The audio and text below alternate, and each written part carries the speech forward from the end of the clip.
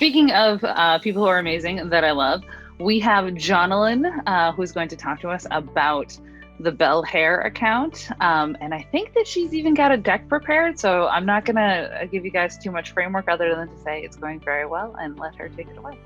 So the client that we're going over the win for this week is Bell Hair. This client has a really good product. It's curly hair extensions, which are actually really hard to come by. And she also has a few different textures and the most variety in weight and color. So the product is really good, which is awesome. Okay, moving into the challenges.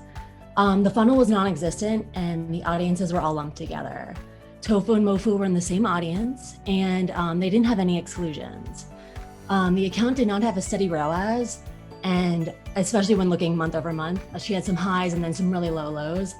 The conversion rate from initiate checkout to purchase was low, it was around 17%. And her creative was outdated and had very little testing. So this is just a fun slide to talk about, introducing what we did. Started from the bottom, now we're here. All right, moving on.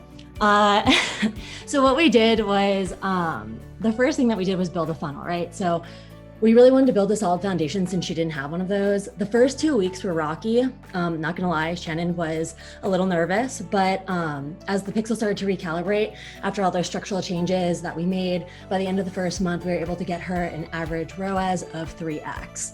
So she was really happy about that.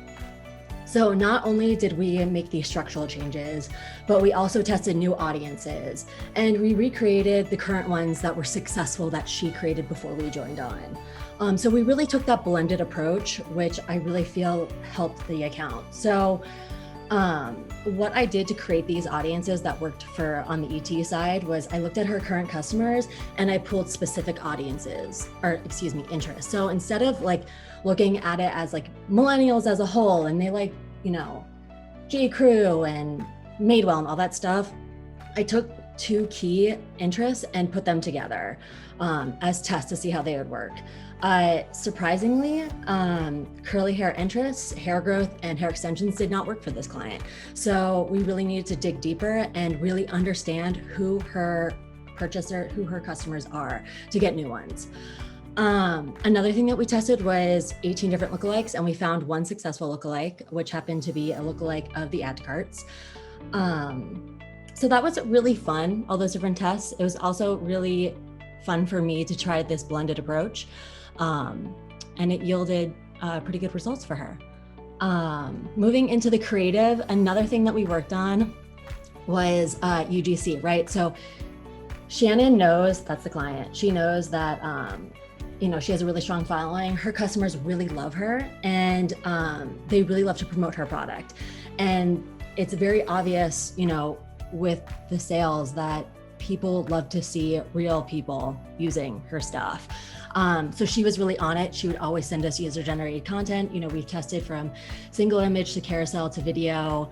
And actually the single image is doing really the best for the before and afters. And she was on it and I don't have to bug her. She sends me an email once a week of, hey, here's some updated content. It's great. She's awesome. And now just going over the wins. Let's talk about the wins. So for the conversion rate from initiate checkout to purchase, we doubled. Total sales increased by over 25%. Average order value increased over 20%, and the ROAS increased over 40%. So yeah, that's what happened with Bell Hair.